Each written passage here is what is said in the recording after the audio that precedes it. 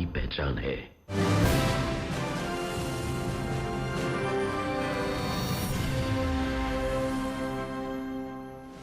सबसे पहले बात करेंगे विकास नगर में हुए दर्दनाक हादसे की। 13 लोगों की जान इस हादसे में अब तक जा चुकी है। आपको बताएं कि विकास नगर में एक यूटिलिटी वाहन गहरी खाई में जा गिरा, जिससे 13 लोगों की मौत हो गई है। इस वाहन में महज 9 लोगों की बैठने की क्षमता होती है, लेकिन इसमें 15 लोग सवार बताए जा रहे हैं। हादसा चक्राता इलाके में बाइला बुराइला मोटर मार्ग पर हुआ है। हादसे की सूचना पाते ही एनडीआरएफ टीम मौके पर पहुंची। राहत और बचाव दल मौके पर पहुंचा हुआ है और रेस्क्यू ऑपरेशन वहां पर शुरू किया गया। विकासनगर में हुए हादसे का जो मुख्य कारण है वो ओवरलोडिंग एक वजह बताई जा रही है, जिसकी वजह से अब पुलिस और आरटीओ विभाग पर भी सवाल उठने लगे हैं। डीजीपी ने पूरी घटना की जांच के आदेश दे दिए हैं। वहीं विकासनगर के आरटीओ का कहना है कि गाड़ी का पंजीकरण 1.5 साल पहले हुआ था और वाहन पूरी तरह से फिट था। हादसा सड़क के सकरे होने से हुआ है। निर्देश तो हमारे पहले से भी हैं, पर मुझे लगता है कहीं कहीं कुछ क्षेत्र में ये समस्या है, संभवतः गाड़ियों की कमी हो, तो ट्रांसपोर्ट विभाग को भी इस पर देखना होगा, पुलिस को भी देखना होगा। हमें इसके बारे में हम दिखवाते हैं, गहराई से दिखवाते हैं। विकासनगर हादसे पर सीएम धामी ने दुख व्यक्त किया। इन्होंने ट्वीट कर कहा है कि चक्राता क्षेत्र के अंतर्गत बुलहाड़ बाइला मार्ग पर हुए हृदय विदारक सड़क हादसे पर शोक व्यक्त करता हूं। ईश्वर मृतकों की आत्मा को शांति और परिजनों को दुख सहने की शक्ति प्रदान करे। जिला प्रशासन को बचाव कार्यों में तेजी लाने और घायलों को तत्काल इलाज उपलब्ध कराने के निर्देश दिए गए हैं। और बातचीत करने के लिए मुकेश भट्ट हमारे साथ जुड़ रहे हैं। मुकेश, क्या निकलकर अब तक सामने आया है? अधिकारी एक दूसरे पर पड़ला झाड़ रहे हैं, कोई किसी की जिम्मेदारी तय कर रहा है, कोई किसी की जिम्मेदारी तय कर रहा है। जी, इस घटना ने साफ कर दिया है कि कहीं ना कहीं जो है जिम्मेदार अधिकारी एक दूसरे की तरफ दोषारोपण कर रहे हैं, एक दूसरे की तरफ जो है कि अपनी जिम्मेदारियों को डाल रहे हैं ताकि जो साफ कर सकें। लेकिन जो घटना हुई है काफी हृदय विदारक घटना है। क्षेत्र में जो इस घटना से पूरे क्षेत्र में जो है शोक की लहर है। फिलहाल जो आरटीओ विभाग है इसकी टीम मौके पर पहुंच चुकी है। उनको कई पहलुओं से इसकी जाँच कर रहे हैं कि आखिर ये दुर्घटना की वजह क्या थी।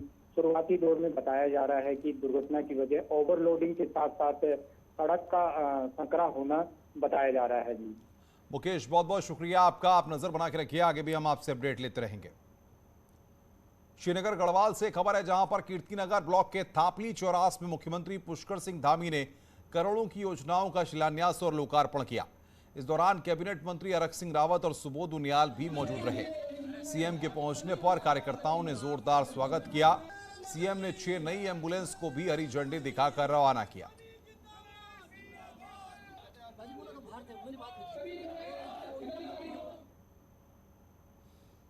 कोटद्वार से खबर है, आज पुष्कर सिंह धामी सीएम बनने के बाद पहली बार कोटद्वार दौरे पर आएंगे। सीएम धामी कोटद्वार में आयोजित होने वाले सैनिक सम्मान कार्यक्रम में शिरकत करेंगे। इस दौरान कैबिनेट के 3 मंत्री समेत पौड़ी जिले के सभी विधायक भी कार्यक्रम में मौजूद रहेंगे। कार्यक्रम को लेकर तैयारियां पूरी कर ली गई हैं। साथ ही युवाओं की ओर से बाइक रैली निकालकर सीएम के भव्य स्वागत की तैयारी की जा रही है। वहीं कहा जा रहा है कि सीएम इस दौरान कई घोषणाएं भी कर सकते हैं।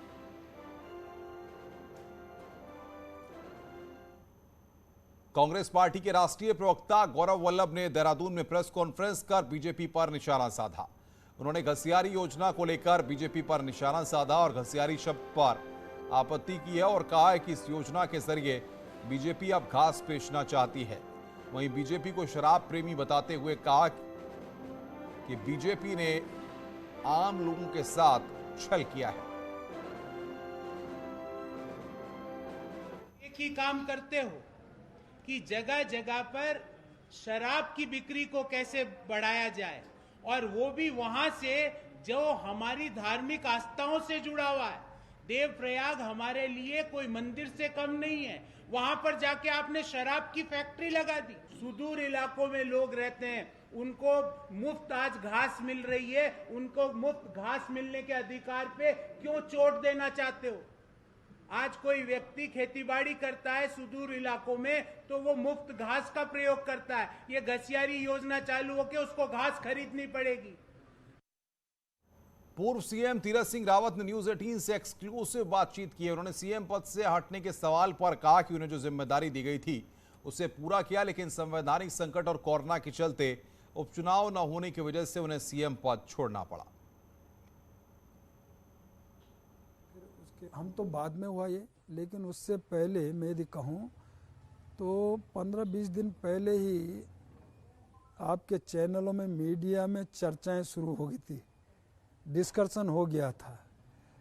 और मेरे उसको को तो पहले चिट्ठी आ गई थी, लेकिन हमको नहीं, ये हमने किया। और चर्चाएं, डिस्कशन, आप ही लोगों के डिबेट मीडिया में, नहीं बन सकते, नहीं बन सकते, नहीं लड़ सकते, नहीं लड़ सकते, ये चर्चाएं, मैं तो नहीं कह रहा हूँ ना, बड़े बड़े दिग्गज सारे एनालिसिस जो थे उन्होंने शुरू कर दिया था।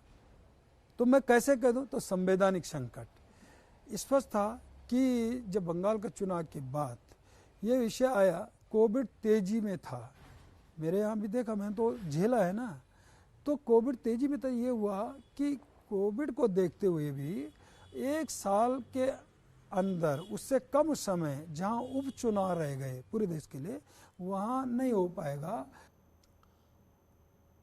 पूर्व सीएम तीरथ सिंह रावत का ये पूरा इंटरव्यू आप आज शाम को 6:26 पर सिर्फ न्यूज 18 उत्तर प्रदेश उत्तराखंड पर देख सकते हैं।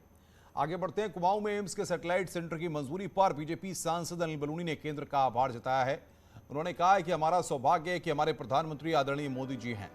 3 वर्ष पूर्व कुमाऊं क्षेत्र की स्वास्थ्य समस्याओं के समाधान के लिए हमने एम्स ऋषिकेश के कुमाऊं परिसर की स्थापना का सपना देखा था और इस सपने के साथ साकार होने का इसलिए विश्वास था कि हमारे यशस्वी प्रधानमंत्री जी के कार्यकाल में हम उत्तराखंड और देश को विकसित होते हुए धरातल पर देख रहे हैं।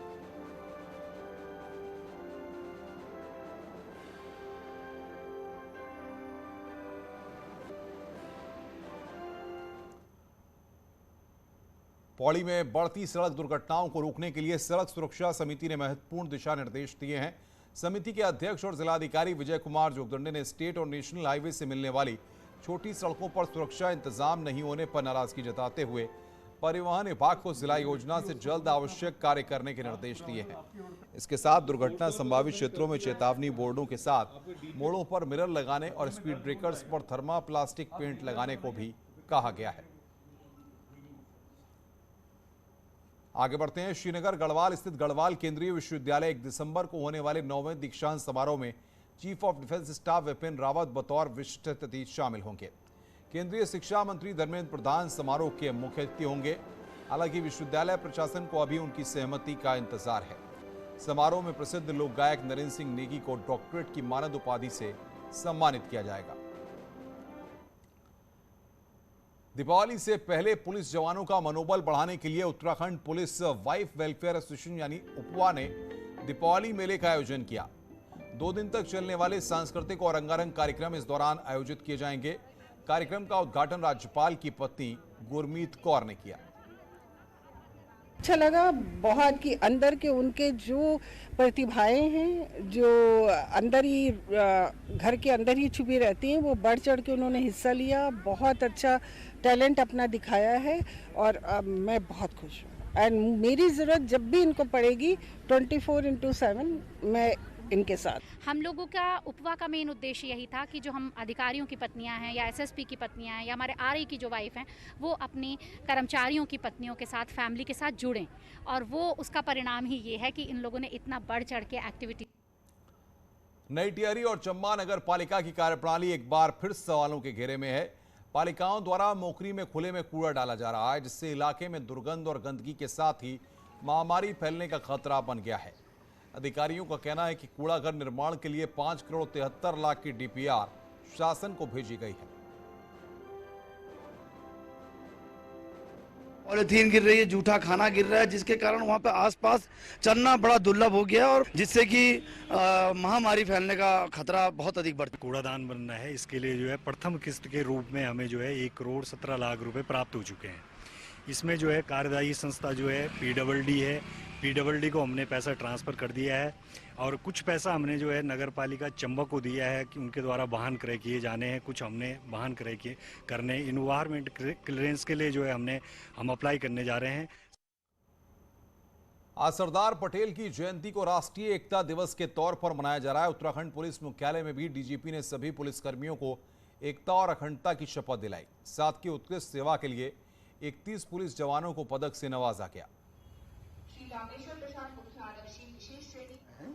और सरदार पटेल जी की जयंती है और उसको हमने सभी पुलिस लाइनों में, मुख्यालय में, सब जगह राष्ट्रीय एकता की शपथ दिलाई है।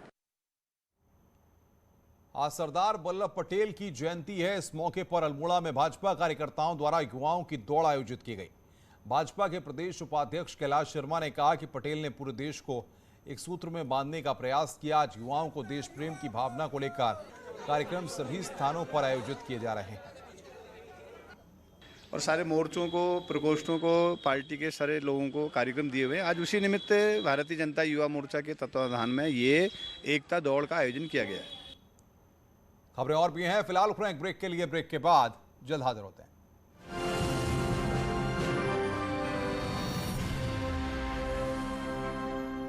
पूर्व विधायक के खिलाफ एक्शन। एमपी